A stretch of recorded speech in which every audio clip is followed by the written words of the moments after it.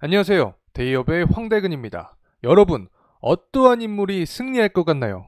현재 트럼프를 향한 미국의 뜨거운 열기가 지속되고 있습니다. 특히 이번 선거 유세 기간 동안 표심 잡기에 제대로 된 성공을 보여주면서 한때 이 해리스로 향한 언론들 역시 트럼프 쪽으로 기울고 있는 상황입니다.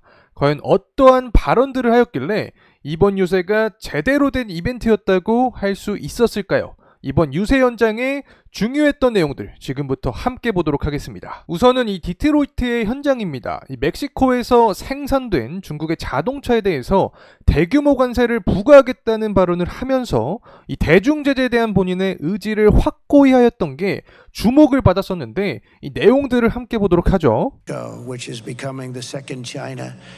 I stopped Mexico from taking your car plants and moving them into Mexico and taking all of that business, making it in Mexico. So we lose all those jobs in Michigan and South Carolina and other places. We have many. 자, 주요 내용은 결국에 이 일자리 그리고 제조업에 대한 부응으로 보여주는 상황입니다. 현재 중국 기업들 같은 경우에는 이 멕시코에서 자동차를 생산을 하게 되면서 미국으로 판매하려는 계획을 갖고 있는 상황인데, 자, 이런 일은 일어나지 않을 것이다. 중국을 제대로 제재를 하게 되면서 미국의 일자리 역시 본인이 지키겠다라는 의지를 강조를 하였습니다. Sell them across the border and they're not going to have a tax. No, they're wrong. They're going to pay a 100% or maybe even a 200% tariff because we're not going to let them come in to our country and destroy what's left of our auto industry because it's 또 필요하다면 내가 100% 그리고 200%와 같이 필요한 관세는 얼마든지 부과를 하게 되면서 그들이 원하는 대로는 할 수 없을 것이라며 다시 한번 아메리칸 드림 그리고 미국의 자동차 부흥을 만들면서 중국은 넘보지 못하는 그런 국가를 만들겠다는 모습이었고, 또 이러한 발언들도 해주었습니다. Our industry will have a renaissance the likes of which we have never seen before in this country. We have never seen since the golden years. It's my goal. 자신이 대선에서 승리할 경우 미국의 자동차 산업이 르네상스를 맞이하고 또 자동차 업계의 노동자들의 악몽 역시 끝날 것이라고 목소리를 높였습니다.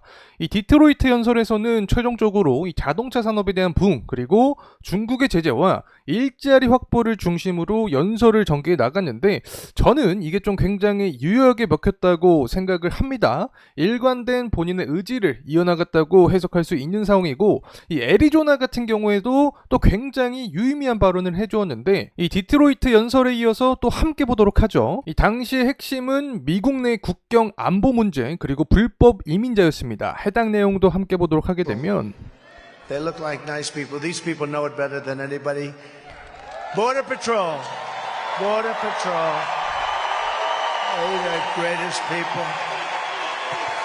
The best people. And they want to do their job. They don't want to be held back. They want to do their job. They'll do it. 자, 이렇게 국경 순찰대를 연이어서 샤롯하면서 그들을 굉장히 존중하는 태도를 보여주었고, 이 부분이 바로 흑인이나 라틴계 또 소수층 인종들에게도 트럼프를 향한 표심을 돌리게 한 주된 원인이었다고 봅니다. 지금 미국 같은 경우에는 경제적인 이슈도 이슈지만 이 불법 이민자 문제 그리고 자국 내 안보 문제가 굉장히 큰 상황입니다. 이를 바로잡을 수 있는 게 바로 국경 순찰대원이고, 때문에 그들의 고용수를 늘리고 임금도 높이겠다. 어떻게 보면 이 전통 백인의 이 중산층을 공략하기도 하면서 현재 불법 이민자를 또 억제하는 분위기에 찬성하게 되는 흑인이나 히스패닉계 계층들에게도 이 고개를 끄덕이게 하는 내용들이었다고 생각을 합니다.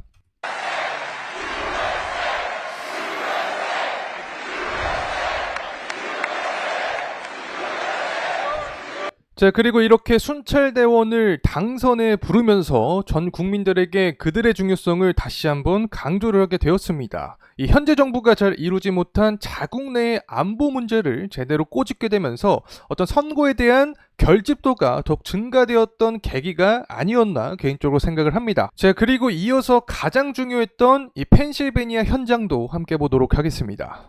이 펜실베니아 유세 현장이 정말 결정적이었다고 할 수 있을 것 같은데 지난 12번의 미국 대선 중에서 10번의 경우가 이 펜실베니아에서 승리한 후보가 당선된 만큼 가장 중요한 지역이라고 할 수 있을 것 같습니다. 어떠한 내용이 핵심이 되었는지 함께 보도록 하죠. 40 and 50, depending on what they want to include. So we're going to do that.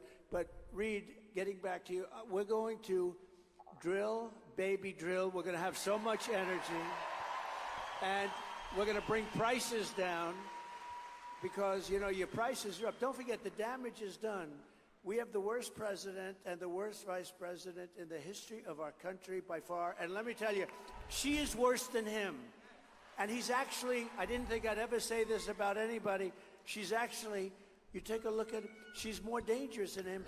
자, 이렇게 그는 베이비들이라는 말을 사용을 했는데 미국이 에너지가 또 가장 많은 산유국이니까 국내에서 얻을 수 있는 에너지는 모두 얻자, 다른 나라에 의존하지 말자는 내용이었고 이 결국에 미국을 전 세계 에너지 우회 국가로 만들겠다는 내용으로 해석할 수 있습니다. 이 에너지 가격을 낮추어서 전반적인 물가를 잡을 수 있고 이 결국에 이 부분이 인플레이션이랑 부동산까지 연결되는 어떤 발언을 했다고 생각을 합니다.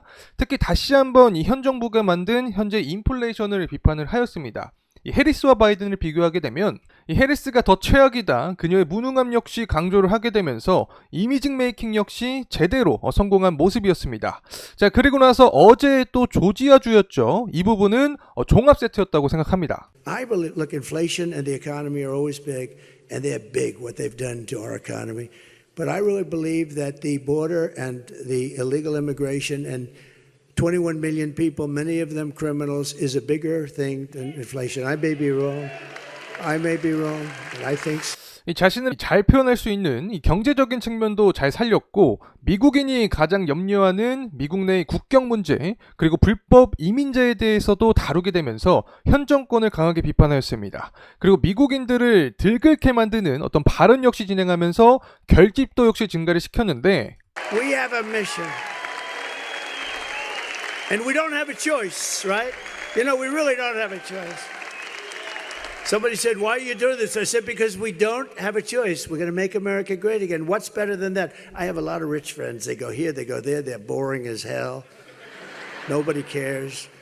They put on their bathing suit. They don't look a lot better than Biden.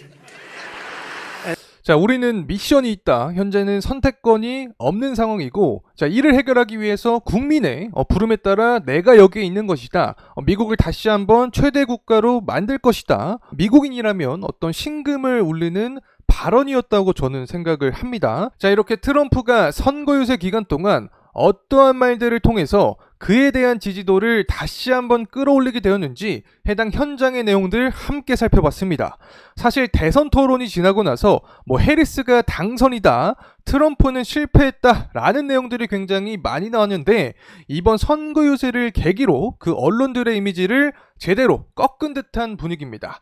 과연 앞으로 이 대선의 방향성을 트럼프가 지배할 수 있을까요? 여러분의 의견을 공유해 주시면 감사하겠습니다.